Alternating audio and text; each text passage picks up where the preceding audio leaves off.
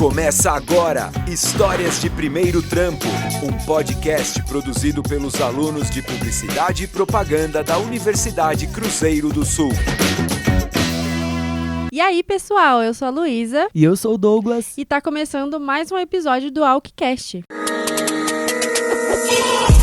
Nessa semana, vamos falar sobre o primeiro trampo. E para isso, trouxemos a Maju, que vai contar uma história engraçada e ao mesmo tempo encorajadora pra gente. Tudo bom, Maju? E aí, gente, tudo bem? Como você tá? Tô bem, muito obrigada pela oportunidade. Tô muito feliz de estar aqui hoje. Maju, conta pra gente, qual é a história engraçada e encorajadora que você tem pra contar hoje? Bom, gente, essa história não é propriamente minha, porque fala sobre o meu irmão que se chama Felipe. Logo que ele fez 18 anos, ele começou a faculdade, então era muito novo. Meu pai nunca obrigou a gente a trabalhar e estudar. Ele sempre priorizou os estudos nas nossas vidas para que depois a gente procurasse um emprego. Ele fez 1 ano de engenharia civil e durante esse período ficou enrolando meu pai, dizendo que as notas estavam boas, que estava tudo ok. Meu pai sempre perguntava: Felipe, como estão as coisas? Tá tudo bem na faculdade? E ele sempre respondia: está sim. E aí no final do ano, bomba. Ele simplesmente reprovou o ano e meus pais só descobriram no final do semestre. Meu Deus! Loucura. O meu pai ficou muito decepcionado com a situação. Então, meu pai decidiu que o Felipe iria começar a trabalhar. Ele disse: se prepara, porque amanhã você vai acordar às 5 da manhã e vai arrumar um emprego. Já que você não quer estudar, vai trabalhar. E se você quiser fazer uma faculdade depois, você vai pagar por ela. Porque antes, era meu pai quem pagava. Mas seu irmão realmente achou que ele ia fazer isso? De botar ele pra correr e arrumar um emprego? Como eu e meu irmão sempre fomos muito privilegiados, no sentido de que meus pais faziam de tudo por nós, não tínhamos obrigação alguma relacionada a trabalho. Ou qualquer outro tipo de desgaste, sabe? A não ser o estudo. Então, ele realmente não sabia o que fazer. Minha mãe conta que acordou de madrugada, com ele na ponta da cama perguntando: mãe, pra onde eu vou?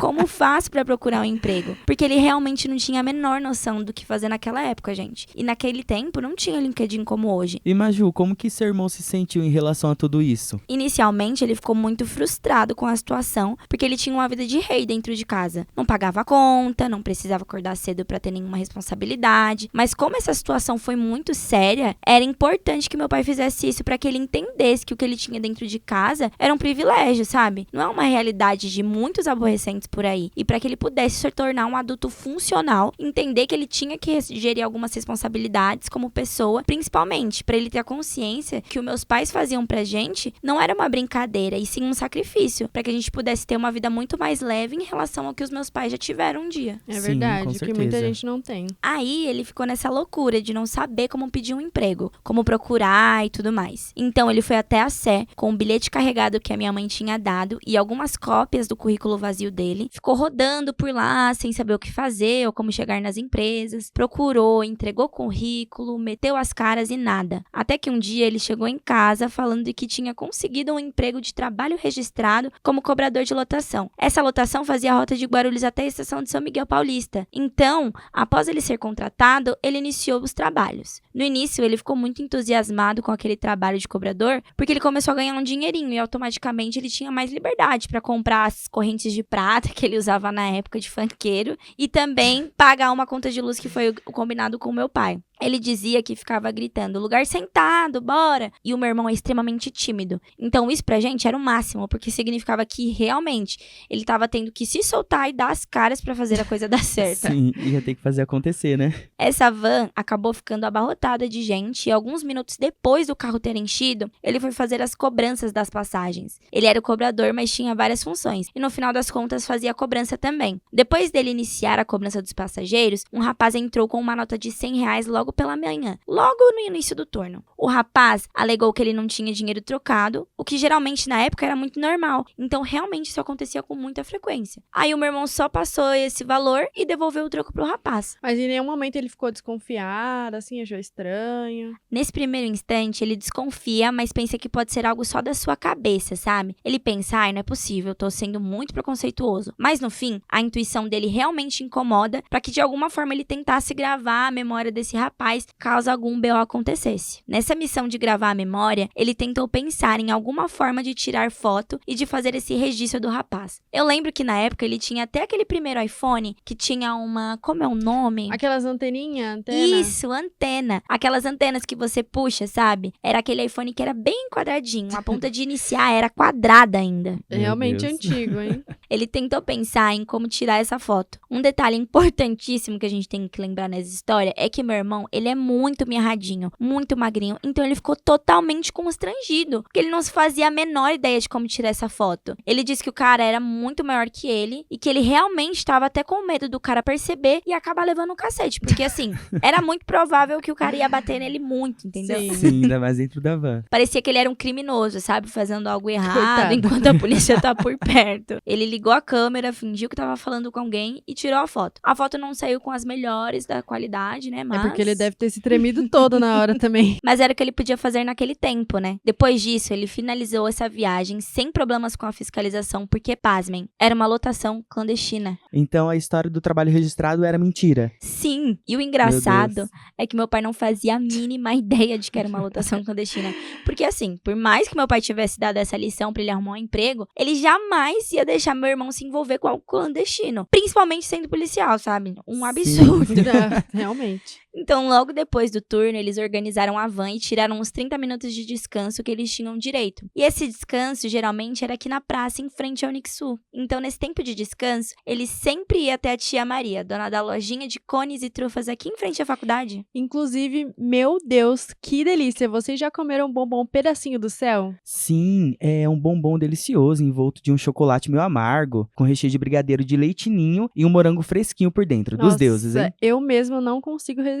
Tenho que comprar sempre que passo por aqui. Os doces da Maria, eles fazem parte de uma memória muito afetiva, bonita que eu tenho, sabe? Com a minha família. Porque como meu irmão já estava ganhando um dinheirinho, ele sempre levava pra mim e os meus pais as trufas sensacionais dela. A de maracujá e beijinho. E tempos depois, quando eu iniciei a graduação aqui na Unixul, eu continuo levando as trufas porque todo mundo lá em casa ama. Ela fica aqui na esquina da Cruzeiro do Sul, aqui na Avenida Doutor Uriel Cirilo, a partir das 5 horas da tarde. E eu sempre recomendo comprar os cones e trufas da tia Maria. É realmente uma delícia, né, gente? Pois bem, depois dessa pausa de 30 minutos, com direito a um docinho da tia Maria pra relaxar, o meu irmão e o motorista da van voltaram pra essa van novamente pra poder fechar o caixa desse primeiro turno. E aí, surpresa, a nota de R$100 era falsa, gente. Meu não, Deus. meu Deus. Coitada. Assim, nada que já não fosse muito previsível, né? Sim, já tava- verdade. ele já tinha desconfiado, né? Vamos relevar. Exatamente. Meu irmão ficou extremamente nervoso porque era o primeiro emprego e como ele quem tinha trocado a nota do rapaz, ele ficou muito inseguro e bravo com a situação. Tentou se explicar de todas as formas, pediu 1000 desculpas. Aí o motorista da van perguntou se o meu irmão lembrava quem era a pessoa e o meu irmão na hora disse: eu tirei uma foto do cara. Agora imaginem a cena, o motorista tentando entender o porquê que meu irmão tinha tirado a Sim, foto de um ele cara. com vários pontos de Nossa. interrogação na cabeça, assim, ó. E aí, com essa foto, o motorista enviou pra toda a galera do transporte clandestino. Então, literalmente, circulou por toda a ZL de São Paulo. Até porque, quando o dono da lotação viu a foto, ele percebeu que era um rosto conhecido, que sempre passava por lá, sabe? Então, a partir daí, iniciou o plano CSI clandestino,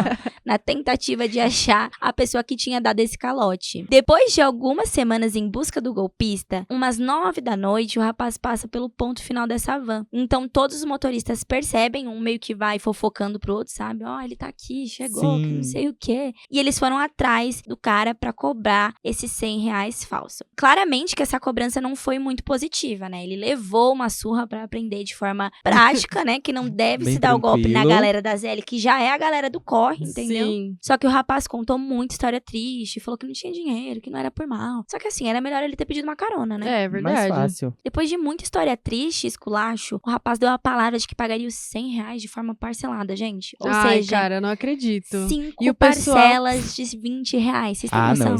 5 de 20? E o pessoal ainda acreditou. Pior que sim, véi. Quando vocês acharem que vocês estão duros, pensem nesse cara, porque com certeza ele vai estar mais do que a gente. E a galera da van ainda botou fé. Nossa, é como dizem, realmente, né? Todo dia acorda cedo, um malandro e um otário.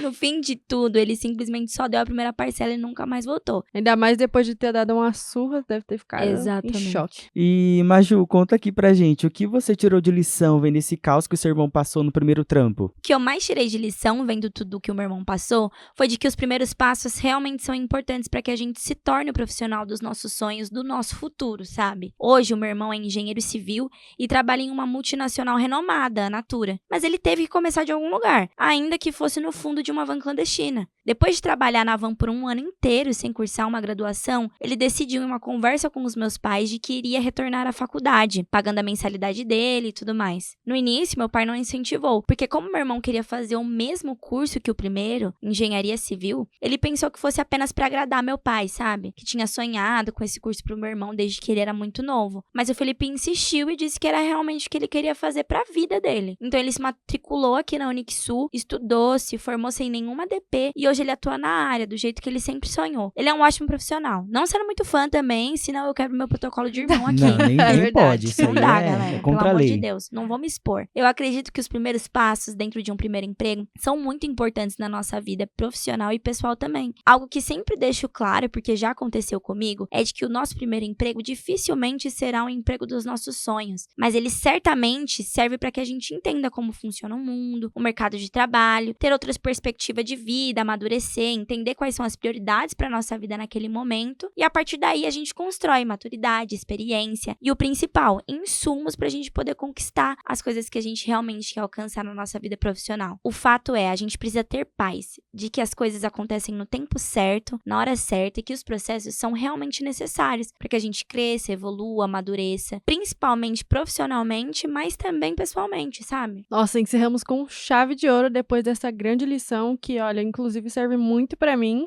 Muito obrigada por ter participado aqui com a gente hoje e fica à vontade para voltar sempre que quiser contar mais história pra gente, que a gente vai estar aqui para te ouvir. E para você que se sentiu encorajado e motivado, deixaremos nas nossas redes sociais links de vagas para que você comece a jornada no mundo corporativo. Muito obrigada, gente, pela oportunidade. Eu fiquei muito feliz em estar aqui tendo esse bate-papo muito gostoso com vocês. E pra galera que tá escutando a gente, não se esqueça, antes do emprego perfeito e dos sonhos, a gente passa pelo sufoco, frustração e caos. E geralmente, ele é no primeiro trampo.